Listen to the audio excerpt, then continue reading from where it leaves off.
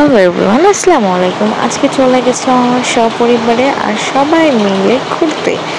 তো শুধু ঘুরলে কি হবে, খাওয়া দাওয়া তো করতে হবে, তাই না? তো আমরা খাওয়া দাওয়া করতে চলে গেছিলাম আজকে কাটাখালী। আর কাটাখালীতে সবচেয়ে জনপ্রিয় যে হোটেলটা, সেখানে বলেন তো নামটা কোথায়? হ্যাঁ, ঠিকই ধরেছেন, সেটা ইব্রাহিমের কালাভুনা। তো আমরা অনেকে এগিয়ে যাচ্ছিলাম, দেখতেই পাচ্ছেন এখানে আমাদের অটোতে অনেকজন আছে। আমরা শুধু এক অটো না, আরও একটা অটো ছিল, আমাদের সবাই গেছিলাম খাওয়া দাওয়া করতে আর অনেকটা এনজয় করেছি। আর এই তো আমরা চলে এসেছি আমাদের লোকেশনে। এটা হচ্ছে জুট মিলের সামনে ইব্রাহিমের কালাভুনা। তো এখানে অনেকেই খেয়েছেন হয়তো, বা আমরাও এর আগেও খেয়েছি, আমাদের ভালোই লেগেছে। বাট এবার কেমন লেগেছে তা আপনাদেরকে আমি জানাবো।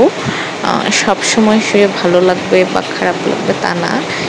তো আমরা চলে আসছি, তো এটা হচ্ছে তাদের হোটেল। আর আমরা এই তো সবাই আছি, এই তো আমরা এখন বসে যাবো এক এক করে। আমরা অনেক মানুষ ছিলাম, এই কারণে এক এক করে বসছিলাম। একটা জায়গায় সবাই হয়েছিল না, বিধায় আমরা আরেকটা সিট নিয়েছিলাম। আর এই তো আমাদের খাবার চলে আসবে, এখন আমরা সবাই বসে গেছি। এই তো যে যার মতো ভিডিও সেলফি করছে, আমি একটু ভিডিও করে নিলাম।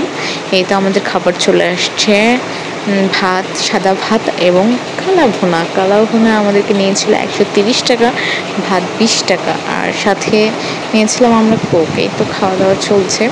আর এই যে আমাদের সবার খাওয়া দাওয়া চলছে, হোটেলে অনেক ভিড় ছিল। আর এখানে সচরাচর যখনই এসেছি তখনই ভিড় ছিল, কারণ এটা অনেক পপুলার। এর আগে আমি নহটাতেও খেয়েছি, এখানেও খেয়েছি। এর আগেও আমি নহটাতে কিছুদিন আগে খেয়েছিলাম, সেটার ভিডিও আপনারা হয়তো বা দেখেছেন। এতে আমার ছেলে মাশাআল্লাহ, ওই তো লোক কোনো কিছুই খাবে না, যার কারণে ওই দই খাচ্ছিল।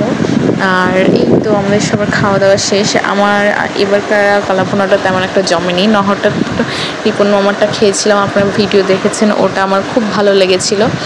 আর এইবারকারটা আমার কারোই এরকম ভালো লাগে নাই, কেমন যেন মনে হয়।